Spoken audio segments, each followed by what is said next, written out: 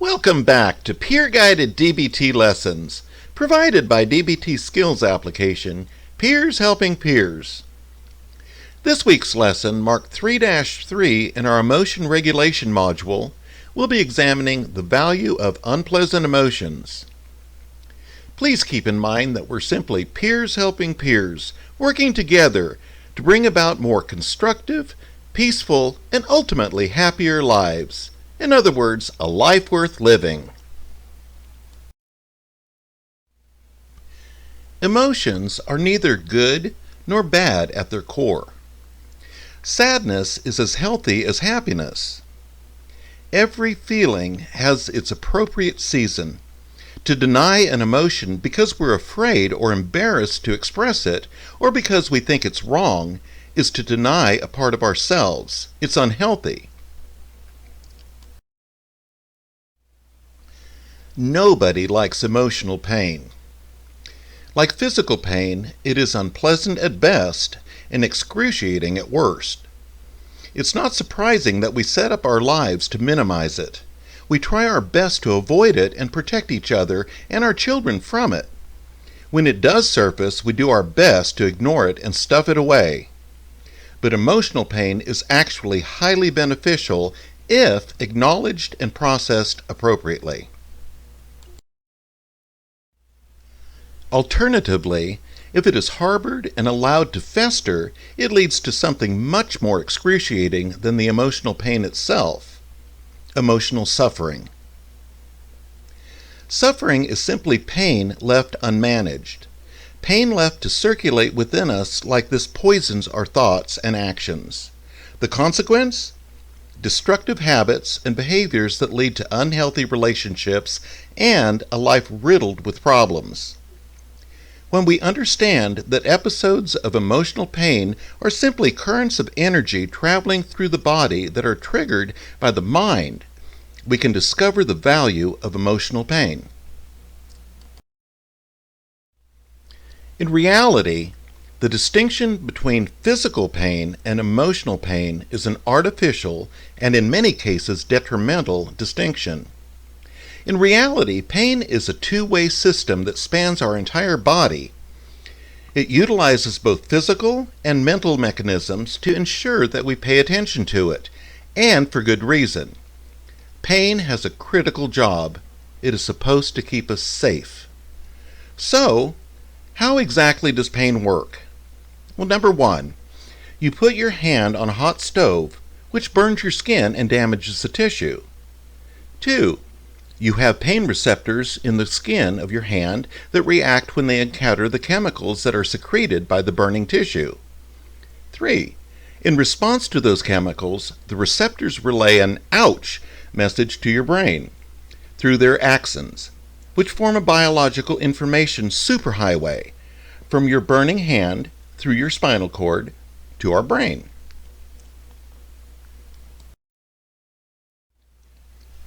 Once the "ouch" message reaches your noggin, it gets relayed to several parts of the brain, all of which have an important role to play in keeping you safe. First, you alert the part of your brain that controls movement, which will immediately send a signal back down the spinal cord to the motor neurons in your arm, telling you to move your hand away, like now. To save as much tissue as possible, you need to react with speed, not advanced cognition. That's why you've already pulled your hand away before you know what's happened or felt any pain. 2. Next, you relay the pain signal to the part of your brain that is responsible for memory, so you can remember that a hot stove burns. 3. Finally, you inform the part of your brain that controls emotion, so you can develop a negative association with stove touching, which will, hopefully, prevent you from trying it again in the future. Thanks to increasingly sophisticated medical technology, we can monitor the aforementioned pain process as it is happening in the body. We now know that when you see a friend in pain and feel distress yourself, aka sympathy pain, your cingulate cortex, part of the emotion center of the brain, is activated, just as it was when you burned your hand. The same thing happens when someone insults you or hurts your feelings. Anger, like sorrow, is an emotion many shy away from because it's uncomfortable. However, it is that discomfort that gives it power. If nothing made us anxious or angry, what motivation would we have to make big, perhaps frightening, changes? Sometimes we need those more difficult emotions to guide us away from something dangerous, inadequate, stagnant, or destructive. Whether it's been a job or romantic relationship that wasn't a good fit for us, it is usually our more uncomfortable emotions that finally motivate us to step away. Here are 10 reasons to see emotional pain as good. This list will help you acknowledge and process your pain in a way to drastically improve your life. Number 1. Emotional pain helps us determine our preferences. When we have emotional pain, not only does it show our undesirable thoughts and behaviors, but it also helps us identify our preferences, the conditions in our reality that we don't desire to have. Consciously acknowledging our preferences helps us more easily define and create the reality we do want. It helps us get clear on our authentic goals and intentions. Number 2. Emotional pain leads us to critical information and self-knowledge. Just like physical pain, emotional pain is a biofeedback system. It informs us about what we are thinking and doing, and about the quality of those thoughts and actions. If we experience sadness, for instance, our sadness acts as a messenger telling us, "Hey, right now you are thinking or doing something that is not serving you, so you might want to change it." If you are dumped, you might be thinking, "I am not worthy of love," or you might punish yourself by shutting out the world. It is your thoughts and actions that trigger your sadness, not what happens to you. Imagine instead if you choose to think, "Well, time to make a new connection with someone else." What if you chose to call a friend to hold you while you cry it out? How much more quickly would you adapt to your situation? Our pain shows us critical information about how to adapt. Number 3. Emotional pain highlights our strengths and weaknesses. Our emotional pain also points us towards our strengths and weaknesses. If we are feeling anger during an argument, it may be showing us that we may need to strengthen our communication skills. Or perhaps the anger shows us we have strong self-respect.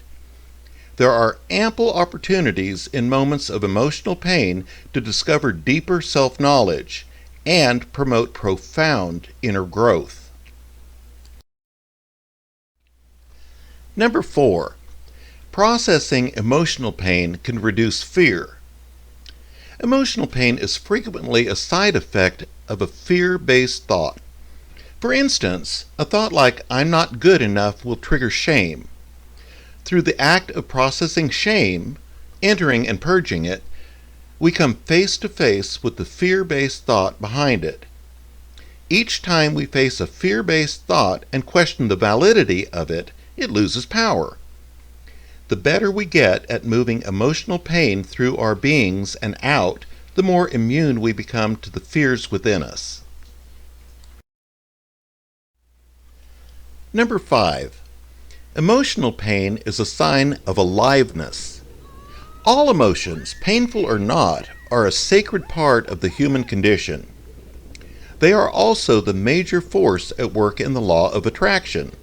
When we feel anything, we have the privilege to witness a powerful form of creative life energy move through us. It is when we are devoid of any feeling or emotion that we are very much the opposite of alive.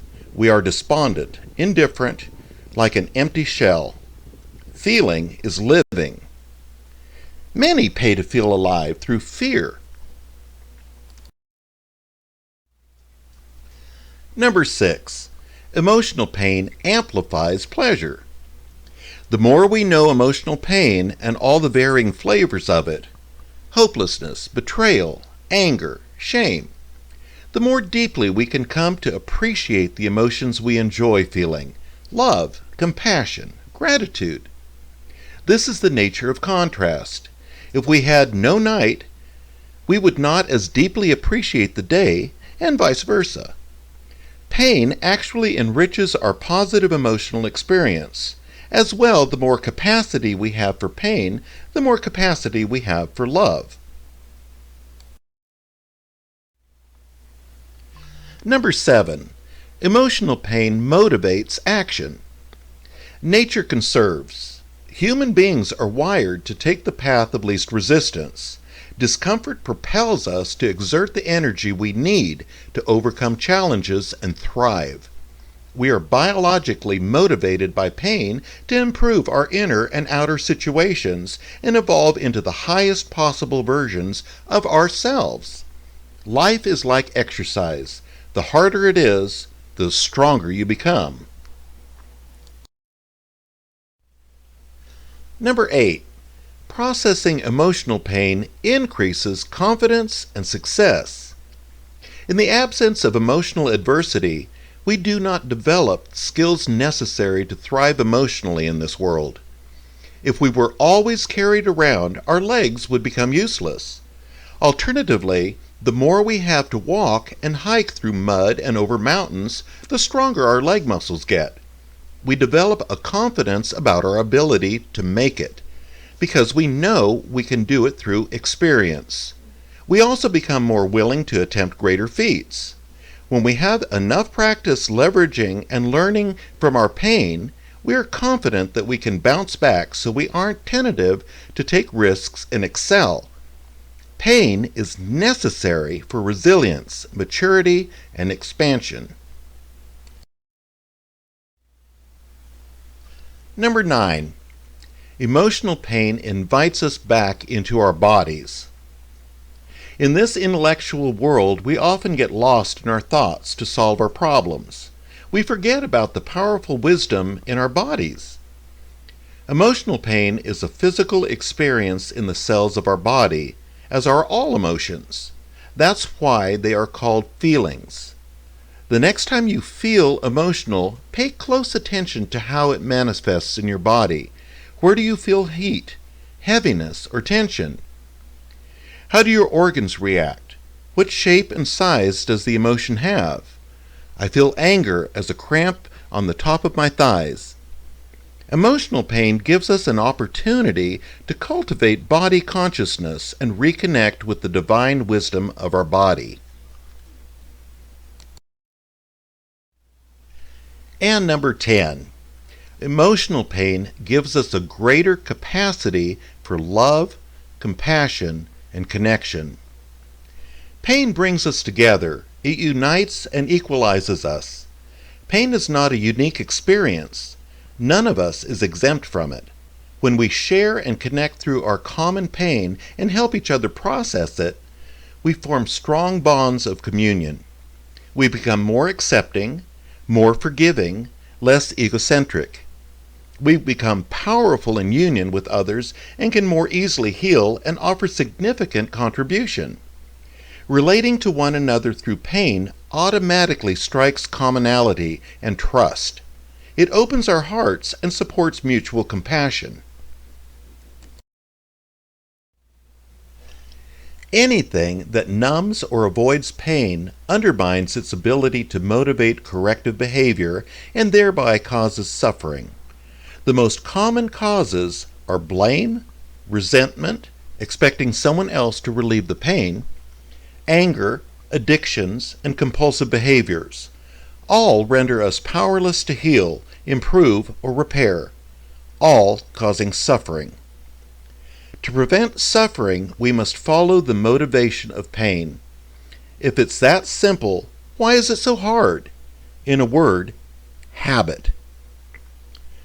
Those who suffer have gotten into the habit of numbing or avoiding through blame, resentment, anger, addictions, or compulsions, the pain signals that would otherwise motivate healing, repairing, or improving. It takes mindfulness and emotional reconditioning to break habits. The first crucial step is to validate your emotions and pain so they can work for you instead of against you. Next week in our peer-guided DBT lessons, emotion regulation module, we'll be examining myths about emotions.